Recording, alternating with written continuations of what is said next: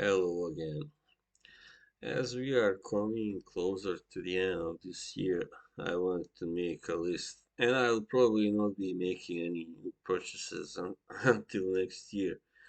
I want to make a list of my top 5 most disappointing fragrance buys of this year. Alright, so first I would like to mention this one, Le Beau, the original by Jean Paul Gaultier. This one was perhaps the least disappointing one for me because simply, it's not disappointing in terms of how it smells. That's pretty nice, but in terms of how it performs, it's got that pretty nice coconutty, smell and tonka bean and all that. So that's nice, but the problem is that it really has a weak performance. It lasts too shortly, and yeah, that's it. Simply. So that would be my number 5 most disappointing fragrance buy of this year. Because I known that the parfum version was coming just around the corner, coming out soon, I would never have bought this one because that one is a lot stronger, and even more, kind of versatile, actually, but just as pleasing when it comes to the scent. All right, number 4, we got King Edit Eau de Parfum by Dolce Gabbana. So I kind of also think that I feel the scent itself is not bad really, but it's just simply too mild. It's not very interesting or engaging enough. I don't know really. They could have made it a lot more interesting and stronger and all that spicier, perhaps. They say it is better than the original toilet. Yeah, I've tried that one before. I got this. I bought it because I like that, like milky coniferous kind of scent, But in the long run, it bored me. Simply, I must admit, because it's such a quite safe and tame kind of fragrance. And that's why I wondered before why this kind of flew under the radar, but now I know now. Simply, it won't please too many people today anyway. Like 30 years ago, it would have been a perfect fragrance, I guess. All right, that was number 4. And number 3 is this one. It's sorry, just Elysium by Roger. Yeah, when I put this on my skin, I really liked it. That's why I bought it. But then when I put it on my clothes and stuff, started to wear it, I sensed that it has some kind of green note that I don't like.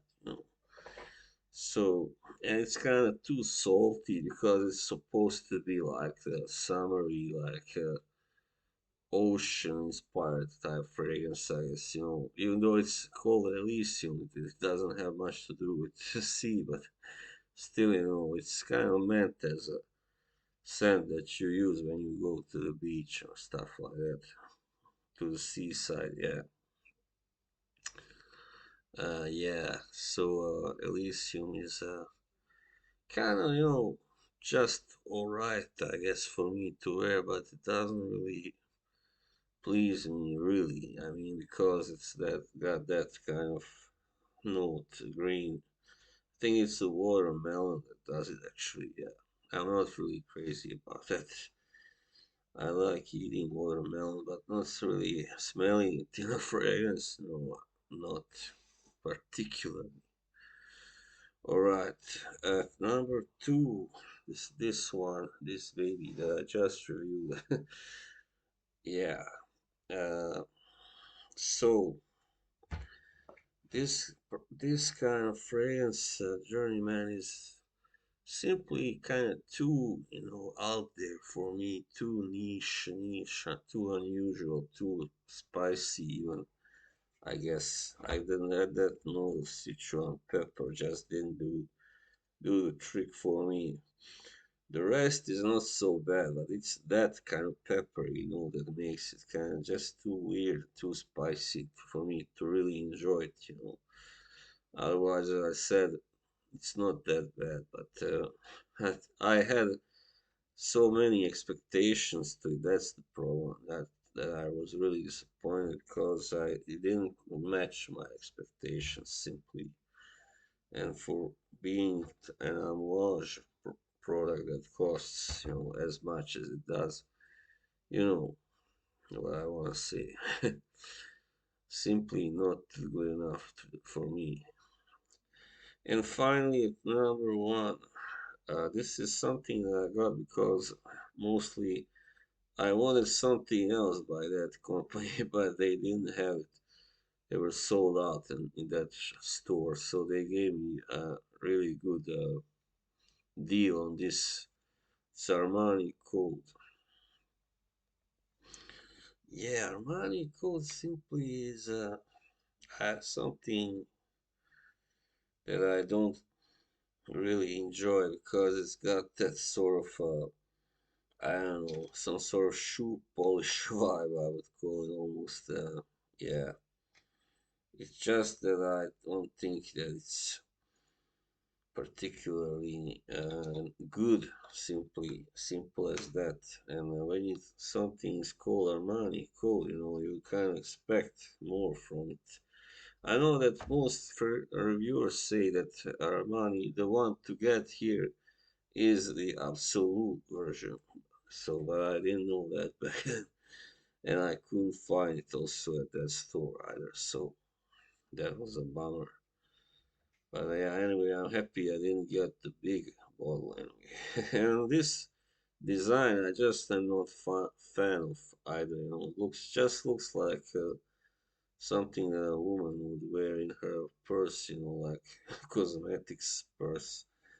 Yeah, it just looks too feminine, and the scent is I don't like a sort of praline like scent that when you first spray it on, might be alright, might feel not that bad, but when you start to wear it, I see anyway that I don't really want to wear that something like that on me. So yeah, there you go. Those were my top five most disappointing fragrance buy of 2022.